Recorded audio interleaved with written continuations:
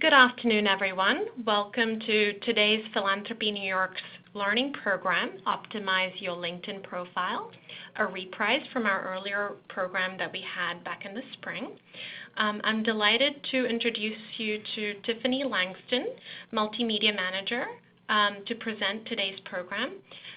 She's also the guru of all things multimedia here, so we're thrilled to share her expertise with you. With that, I'll turn over to Tiffany. Hi, everyone. Thank you for joining me. We've got someone saying hello in the chat. Can you hear me? If someone could just chat and let me know that you can hear me, that would be really great.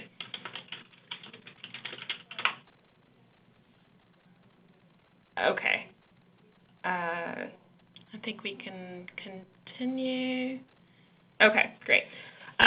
So thanks for coming.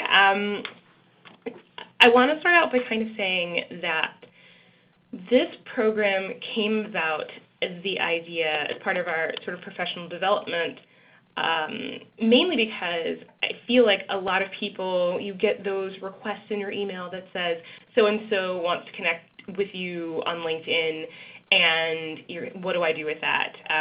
Why should I? And what is it going to do for me? I'm not, Aditi calls me an expert, but I'm really just someone who uses LinkedIn a lot. And I find that it is probably, out of all of these social media resources, the one that is the most underutilized, that has the most power.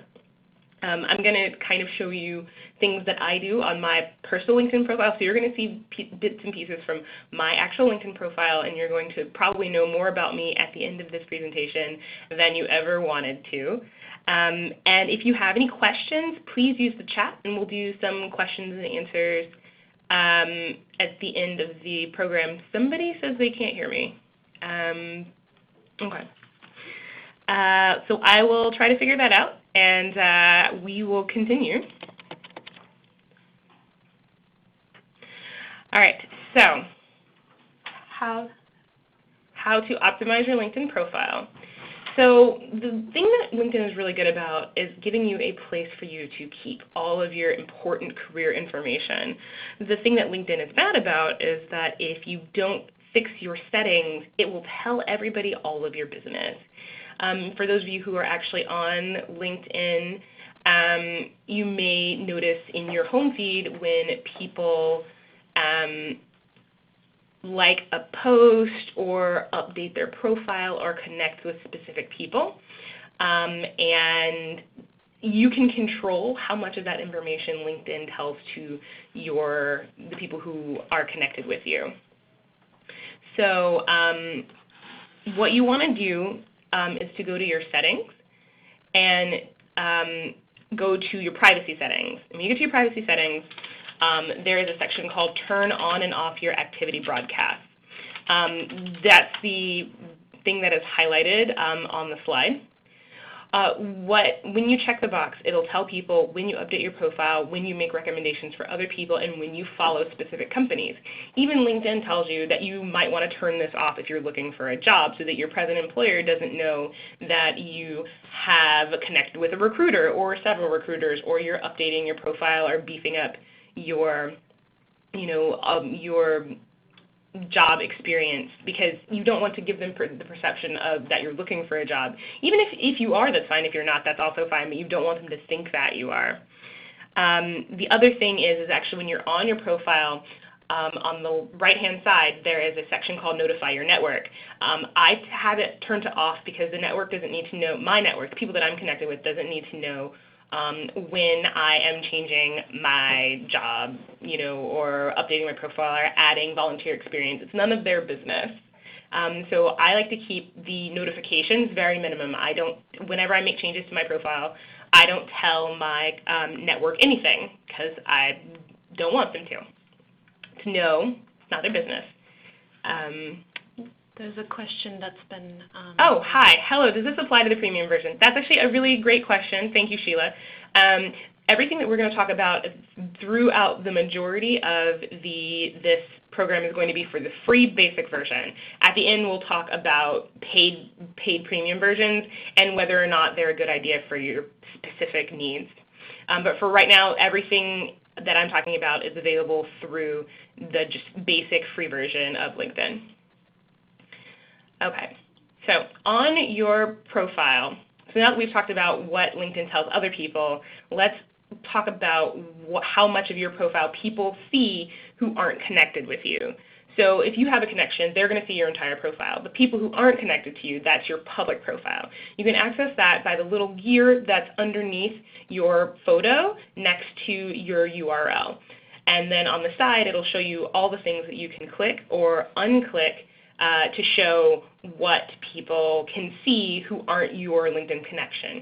Now, as you can see, I have everything checked, which means that regardless of whether you're connected with me or not, you see the entirety of my profile. And I do this because for two reasons. One is that anything that's on this page can be found by Googling my name on the first page of results. So it's not a secret.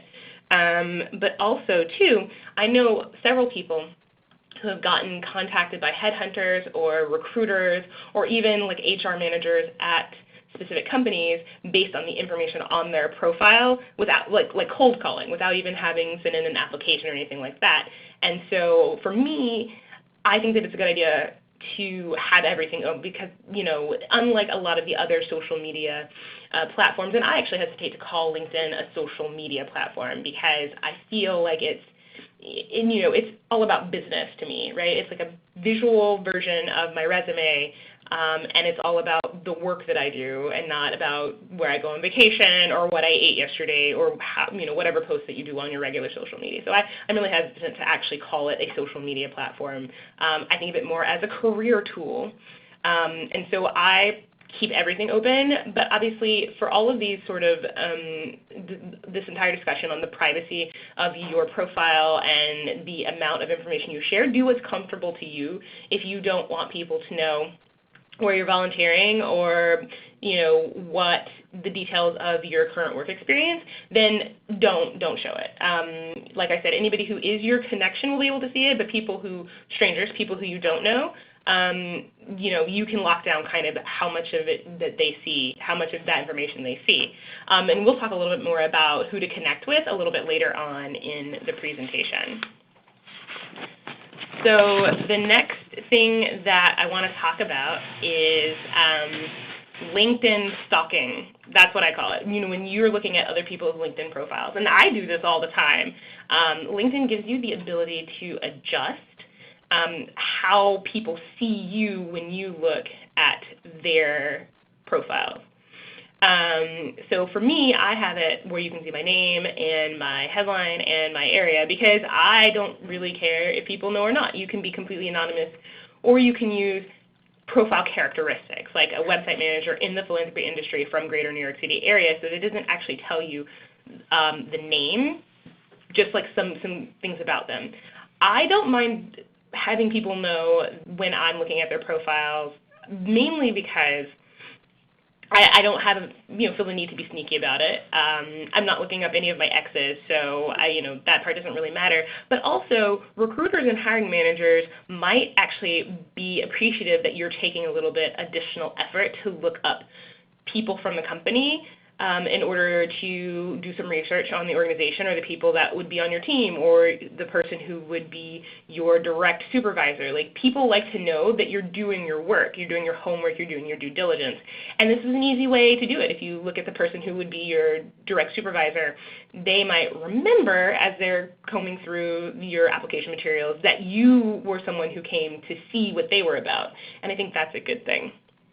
But you can be completely anonymous if you want, although sometimes I feel like that's like a little bit creepy, like someone anonymously checks out your profile, but do whatever's comfortable for you. So that sort of covers everything about privacy that we're going to talk about, and if you have any additional questions, you can type them in the chat, or I'm also going to, at the end, give you my email address, and we can talk offline if it's a little bit more comfortable for you that way. The next thing that we're going to talk about is the actual content of your profile, and I'm going to structure it by the things that I think are absolutely essential, and then talk about the stuff that is optional or it's good to list if you have it. So a lot of people say, do you really need a picture? Yes, you do. It is extremely important. And it doesn't have to be a professional headshot. It can be something that's taken on, a mobile phone, as long as it's of good quality and it's in focus, and it takes up the amount of space that a headshot typically would take up. Some people say, well, I don't want to include my headshot because I don't want them to discriminate against me because I'm a woman or because I am an African American or I might be older. And I think of it as, if someone's going to discriminate against me for something that I can't change, I'd rather know about that ahead of time instead of getting through to the interview process and then having them look at me and go, ooh, you don't look the way I thought. I'm pretty open about, this is what you're going to get when you see me. And I think that if that was going to be something that was going to bother them, I'd rather know about it up front or have them just skip over my application or skip over that as opposed to finding out about it 2 or 3 steps down the line. Also, what's really good about having a profile picture is that in the hypothetical situation that you go to meet a recruiter and you're meeting them in a public place or in a crowded lobby, it helps them know who you are so they can pick you out in case you don't know what they look like. It helps. So I think that it's a good idea to have a photo, and you want to make sure that it's relatively recent. And make sure to update them every couple of years so you have the best information on file. The second thing is your headline.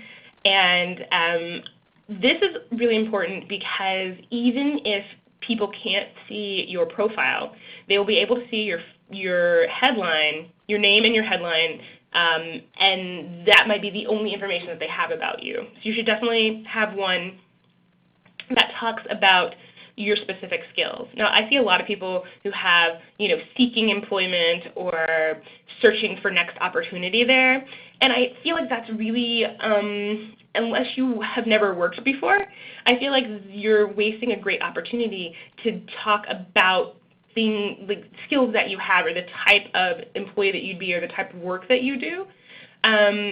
Some people like to put their current title, job title, and I think that's fine, especially if it is a line of work that you want to continue in, then I think that that's fine.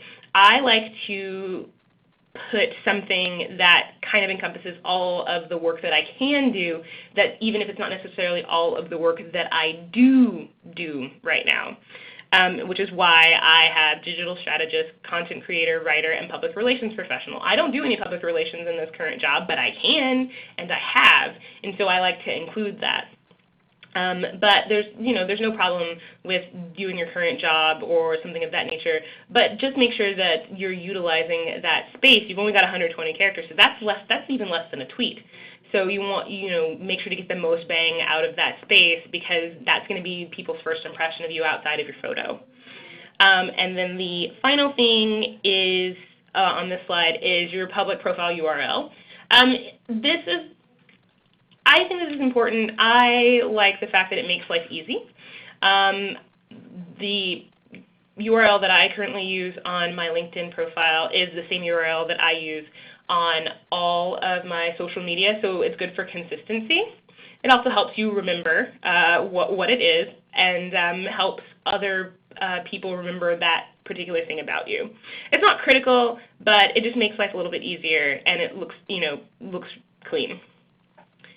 So the next thing we're going to talk about is our summary, and this is the thing that I feel like the most people don't do. You'll have your name, you'll have your headline, and you go straight into your experience, and I feel like that is a critical misstep because a lot of times, recruiters especially, because recruiters use this tool a lot, are looking to the summary as almost kind of like a mini cover letter. So you definitely don't want to leave it blank. You want to make sure that you are including information that is going to be key to helping them figure out your best strengths. Now, you don't have to do sentences. You can if you want to do just like a brief paragraph.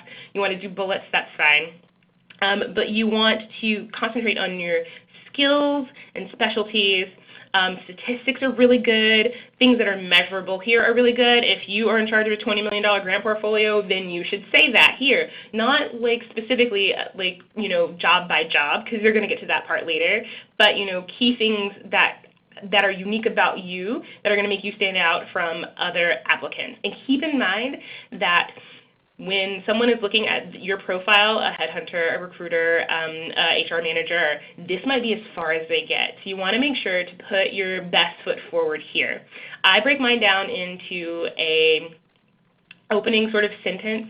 Then I talk about specialties. These are the things that I do. And then I talk about the programs or software that I'm good at, that I feel like people who are looking to hire folks in my field are looking for.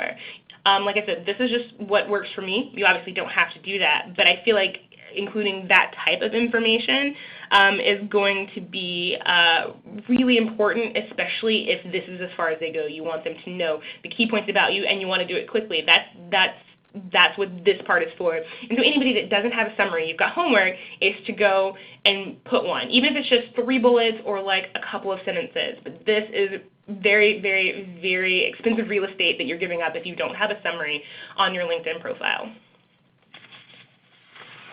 Okay, so your experience. You should list it, but in more than just listing where you worked and your title, you should take a little bit of time to talk about what you did in those positions. I think it's really important for people, because people might not know, multimedia manager means a lot of things to a lot of people. It could be that I'm creating websites, coding websites. It could be that I'm making films. It could be a bunch of things, and so I need to make sure that when I have listed I'm a multimedia manager, that people can know what that means in this specific position. So in addition to having your title and where you worked, also make sure to include, even if it's a couple of sentences, a couple of bullets, a couple of lines about each job and what you did in that job and what your skills were when you were in that position. So a lot of people want to know how much, how many experiences or how many years do you need to list, and it really sort of depends. I don't think that you can do too much, really, but for as a guideline, I think if you're in your early career, if you've worked less than 5 years, then you should include everything. You can even include, if you want to, paid internship experience while you're in college. Although you can also list that under your education, which we're going to get to in a second. If you're mid-career, I would say at least 10 years, or you know, your last 3 to 5 positions.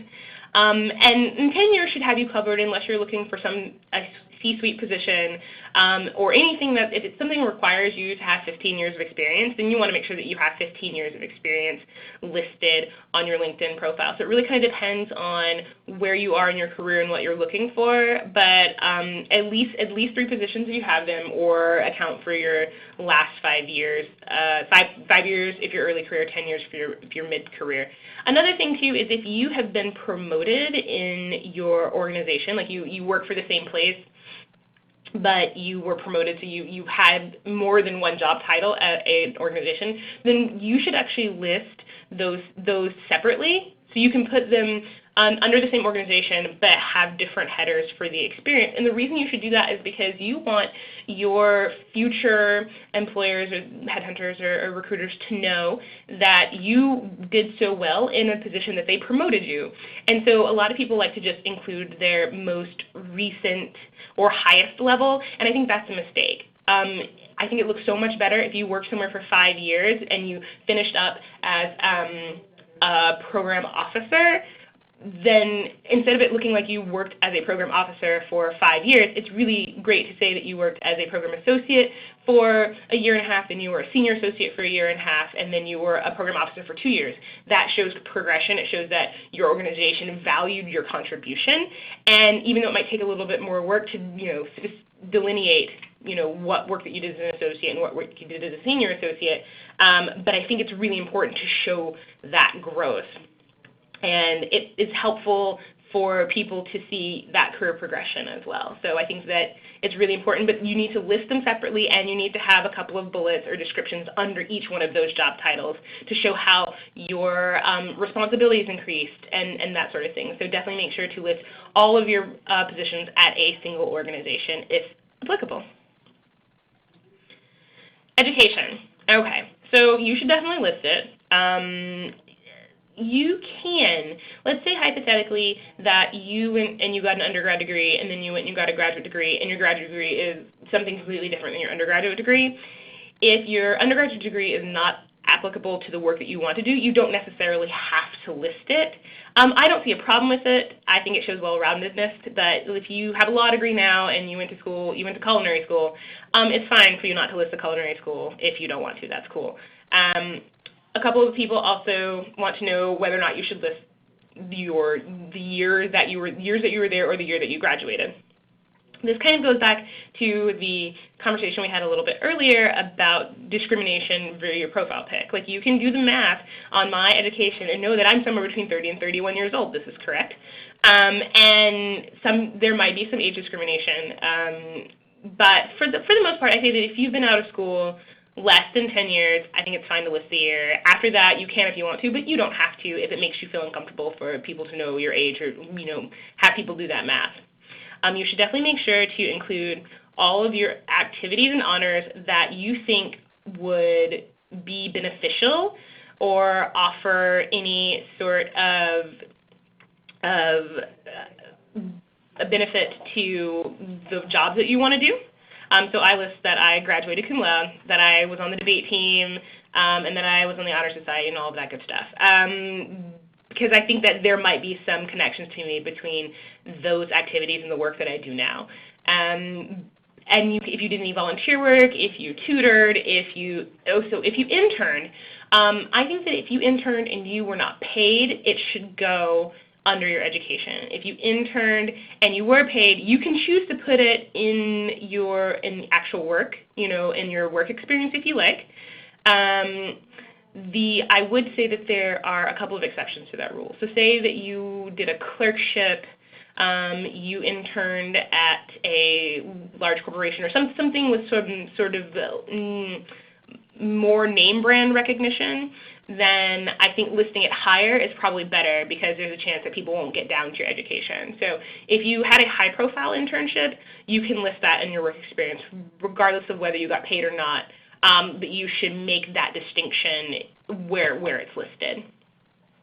And then the only other thing that I'm going to say about education is that I would only list your GPA if you had a 4.0. If not, I don't think it's worth the real estate. Okay, now we're going to come to the second most underutilized part of LinkedIn that I see, and it's the recommendation section. I like recommendations because they're almost like, mini letters of recommendation. And it's really great for people to be able to talk about working with you on a specific project or in a specific position and the stuff that you did right.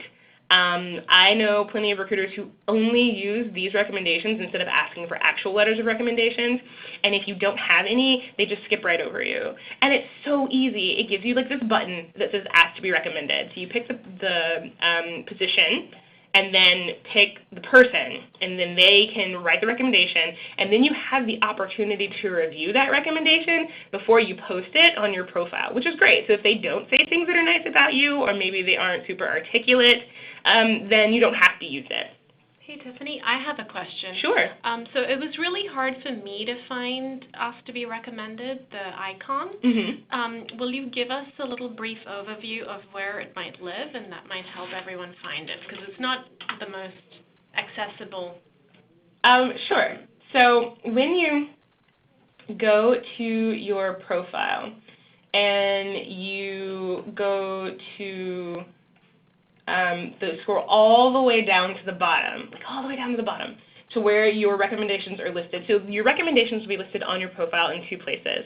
They'll be listed under the specific position where they recommended you. So I have recommendations from 2 of my previous positions, and so when you look at my profile under each position, you'll have those recommendations, but if you go all the way to the bottom, there'll be the recommendations section that has all of them listed together. At the very top of that, it says Ask to be recommended. When you click that button, it takes you to your recommendation command center, and then it'll tell you it'll ask you what do you want to be recommended for. It'll list all of your current positions that you have listed. Then it'll let you pick a person, and then it'll send you like a request. They'll send them a request, and it will send it in their LinkedIn inbox. And if they have it set up, also to their actual mail inbox, it'll say so and so has requested that you give them a recommendation, and then they'll be able to recommend it. Then they'll send you a notification, and you can review that, and then decide whether or not you would like it to be put on your LinkedIn profile. And I think folks with premium LinkedIn, it might be located in a strange position, and this could just be a personal thing, but I had to navigate from my picture profile and then go into recommendations for some reason. So is that the case, the premium? Is it a little different location? I haven't had premium in a while, so let me look into it. And maybe we can tweet out, or we can just follow up with everyone on Right. And if you have specific questions about a premium a profile, which we will get to in a little bit, you feel free to reach out to me, and I will find the answer to this question, because I have used premium, but it has been a while, and I don't have it now, so I'm not 100% certain kind of where everything is. One tip about recommendations. Sometimes it's easier to ask for them when you're on your way out. Hey, so-and-so, it's been really great working with you. Would you mind, since I'm moving on to something else, to write just a few lines about working with me? And I think that sometimes it's a little bit, A, it doesn't give off any hints that you're trying to leave, but B, while you're still fresh in their mind, before they forget about you, is a good time to reach out to people and say, hey, would you mind writing a recommendation for me? And they don't have to be long, and you should definitely take the advantage of reviewing them to make sure that they say what you want them to say. That the recommendations that the person wrote for you are indicative of the work that you do. And if they're not, just leave them off. It's fine. Okay, the next thing we're going to talk about are skills and endorsements. Now, when you create your LinkedIn profile, LinkedIn's going to ask you to pick at least 10 skills that you want to be listed on your profile. And then people can go and just kind of say, yes, she's good at social media. Yes, she's good at public relations. I think this chart looks really cool, but I think the skills and endorsements section is really important for another feature that we're going to get to in a second. But as far as like having someone give me a thumbs up, yes, I can do this, I don't necessarily know if it's super critical. I don't know how many people look at it and say, oh, 39 people think that she's good at social media. I don't know really how much weight that has with recruiters or HR folks. But as far as etiquette is concerned, if someone endorses you, it is nice to endorse them back, but only endorse them if you know that they're good at one of the skills that are listed on their profile. Don't make stuff up, and don't lie for them, and don't lie for yourself. LinkedIn also gives you ability to endorse someone for a skill that they don't have listed, and people keep trying to endorse me for journalism, but I'm not a journalist. I never have been, and so don't take that ball and run with it if it's not applicable to you. Because you don't want someone to say, so tell me about your journalism experience, because I don't have any. So make sure that the skills that you are listing here are honest and things that you really are strong in, not just kind of don't have knowledge of, be skilled at it. And it looks good. And the really important part about skills and endorsements is that it helps you for the next section we're going to talk about, which is volunteer work. Since you all are in philanthropy, I feel like a lot of you probably have some volunteer work. So if you are doing volunteer work, list it. It's really great. It helps people know that you don't just work, and it shows that you're giving back on your personal time. If you aren't volunteering and you would like to volunteer, LinkedIn has a great way for you to find volunteer opportunities. You can say, hey, LinkedIn, I'm looking to serve on a nonprofit board, or I would like to volunteer for free to organizations that need people like me. And it will take the skills that you listed under the skills and endorsement section on the previous slide and try to find people who are looking for, or try to find nonprofits who are looking for people with your skills. LinkedIn also gives you the ability to talk about causes that you care about. And that also will go towards, so that they will match you with organizations that are doing work that is important to you and need people with your skills. So even more importantly than being able to say that I'm good at social media marketing, I like for LinkedIn to know that I have that skill and I'm willing to give that skill to a nonprofit that needs someone to do that type of work. So you fill out your skills, even if you aren't looking for thumbs up for that, but it will help LinkedIn pair you with nonprofit organizations that need folks like you. And I think that you can list all of your volunteer work. It can't be anything but good, and it shows that you're not a robot too. The next is publications and projects. So publications and projects are sections that you should include if you have them. If you don't, then that's fine, but I feel like a lot of people, publications are pretty self-explanatory, but a lot of people may have projects in their, oh, hold on, I have a question about volunteer work, and that's actually a really good question. So Dara says, where would you list board service? Okay, so my suggestion would be that if you are on a board of an organization that is in your, okay, so if you're on a board, and I know some trustees get paid, so if you're on a board and you're getting paid, then you can list it in your work experience. If you're on a board of an organization that is in your field, I would also list it in your work experience section.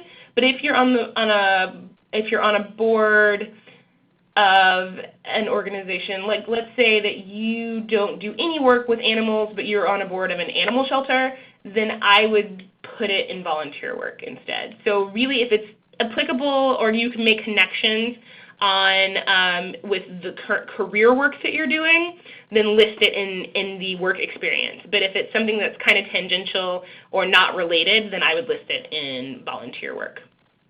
I hope that makes sense. Okay, publications and projects.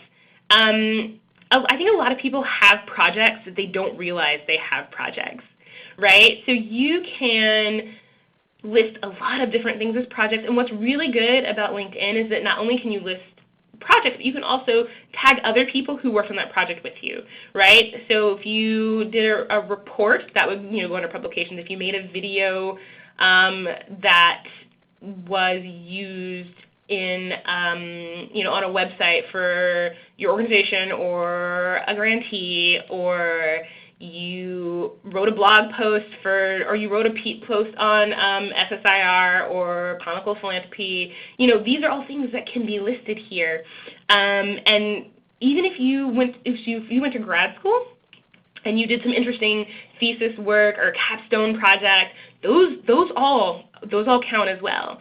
So I would really dig deep and think about some of the work that you're doing and if that could be used as a project. Also make sure that you ask everybody else if there's some proprietary information. Ask everyone else who worked on the project with you if it's okay to list that on your LinkedIn profile, and then make sure if you do to tag them as well so that they can get credit for their role in it.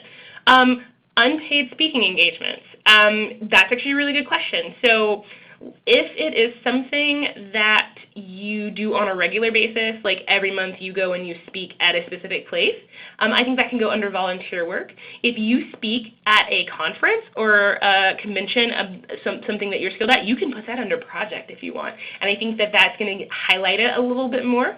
So if you say you were a panel speaker on a grant-making panel at an upcoming convention, I think I would actually make that a project. But if it's something that's regular, like you do it often, I would put it under volunteer work. Okay. All right, so connections. Who do you connect with? Why do you connect with them? And this is really interesting because I'm sure that all of you have people, if you're on LinkedIn right now, and I'm sure all of you have had at least one person who's connected with you and you're like, I have no idea who that is. I would say I'm pretty loose with my LinkedIn connections, right? That's to say that if I have met you before or if we have had a lengthy email discussions, I will most likely connect with you. Or be willing to accept your connection if you connect with me. I think that because of how LinkedIn is set up, right? So so LinkedIn has your first connections, your second connections, and your third connections. So if you have a first connection, that's people who you are connected with. Your second connection are the connections of your connections, and the third connections are the connections of the connections of your connections. And so creating those networks and making those connections are important to get eyes on your profile.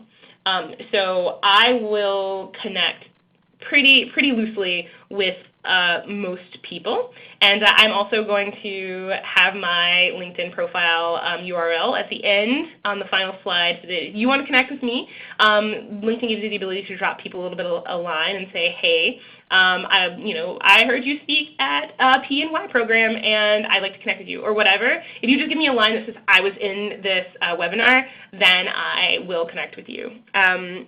But be really certain about your comfort level with connections. Some people will only connect with people that they've met. Some people will only connect with people who they have ongoing business dealings with, and I think that's fine.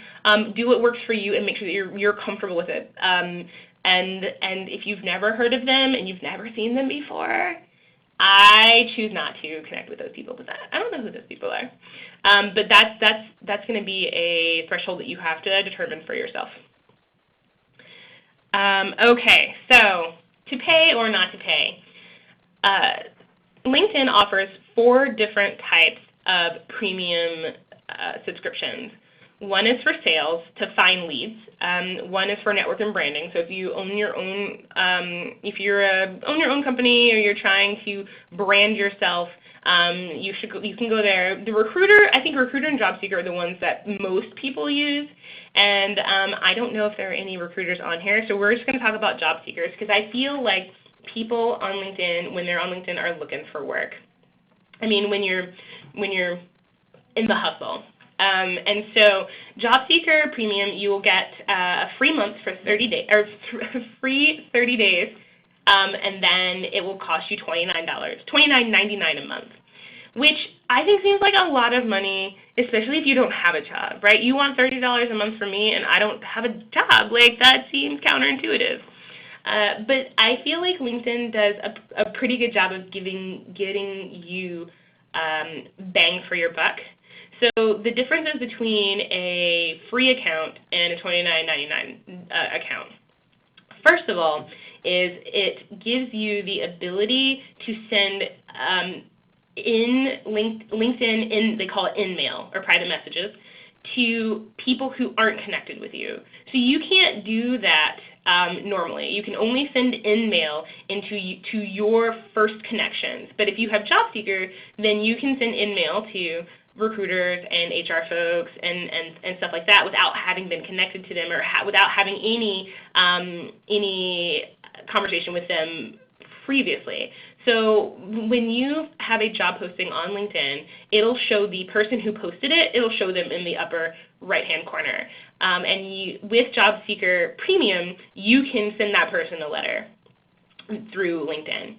The second thing, and I don't know necessarily how accurate this is, but LinkedIn says that when you are a JobSeeker Premium, when you're a paid user, when the hiring manager logs in to see their applicants, they're not listed by date. They're listed. They're given weight based on whether they're paid or free. So all of the paid people are up top, and all of the free people are at the bottom of the list. So it gives you the ability to cut in line, per se, and the hiring manager will see your information if they go straight down the line before they see the free users. The most important part that I think, and the real reason why I think that, and I was a JobSeeker Premium user. My husband got a job in New York 4 months before I got a job in New York, and so I was really trying to find a job in New York. And the reason why I think that this is a really good idea for specific people, and we'll get to that in a second, is because when you are a JobSeeker Premium user, LinkedIn gives you information about the applicant pool, right? So not only will it tell you how many people have applied for the job, but it will also tell you, based on the different details in your profile, how you stack up against them. So LinkedIn will say, you're in the top 10% of applicants for this job, or you're in the top 25% of applicants for this job, or you're in the top 50% of applicants for this job, or you're not in the top 50% of the applicants for this job. And this is crucial because when you're really trying to find a job, it doesn't make sense to spend time on a job application that you probably aren't qualified for. And so when you're trying to pick and choose and you're really trying to make sure that you're putting forth the most effort towards the things that are going to get you the most out of it, I find that information to be so crucial. And that way I can spend all of my time applying for the jobs that I'm in the top 10 or 25% and not spend my time on the jobs that I'm not in the top 50% because I'm not going to get that job anyway. Is it worth it?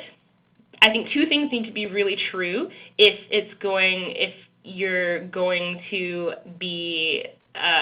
thinking about paying for it. Number one, are you looking for a job? And I don't mean like kind of, maybe, sort of. You have to be really in the hustle. You have to be looking at postings on a regular, daily, or weekly basis, and you have to be sending out applications regularly, not just that, I'll apply for something if something good comes along. It's not worth it if you're not filling out applications. And number two, you need to be doing the majority of your job applying through LinkedIn, because LinkedIn is only going to give you the statistics based on the people that apply through LinkedIn. So if you're on LinkedIn but you're applying through Indeed or Simply Hired or Career Builder or Monster or whatever, but you're not doing your applying through LinkedIn, then it's not going to be worth it for you. But if you're really hustling to find a job and you are doing that work through LinkedIn, then I think it makes sense for you to at least think about it. What's really good is that you can get your free 30 days. They will take your credit card number, and they will charge you after 30 days if you don't cancel it. But if you do cancel it, then every month for at least the next 6 months, they will offer you 2 free months to come back. So you can kind of game the system and you can get up to 90 days for free to see if it's really going to be worth it for you. So if those two things that I previously mentioned are true about you, I think it might be worth taking a look at it and at least trying it out for a little while to see if you're getting any traction. Also, LinkedIn will tell you, hey, somebody just opened your application for this position, right? So it gives you updates. Because there's nothing worse than radio silence when you're applying for a job. Like, you send your application into the void and hope that, something comes back. So at least you'll know if or when the hiring manager, HR person, opens it, and you'll know how you stack up against the other people. And I think those are really important for people who have limited time and are really trying to get the most out of it. So Tiffany, I have a question. Yes. So how closely does your resume have to mirror your LinkedIn profile? Can you tell us a little bit about that? Sure. So personally speaking, my resume is a lot briefer, right? Like, so you'll notice that I use a lot of short paragraphy type things on LinkedIn, whereas my resume is as bulleted. I also have a one-page resume, which is starting to get harder and harder to do that. The font is really tiny, so I'm probably going to have to move to a two-page one eventually. But I tend to have a little bit more detail here because it gives me the ability to do so. But I also make sure that the stuff that you see at the top is going to be that is the most compelling to continue to get them to read. Because if they don't continue to read, then it doesn't matter one way or the other, whereas my resume is one page that has everything on it. I tell a little bit more of a story on my LinkedIn profile in hopes that they'll continue to read to the end. Great. Okay, so here is my information.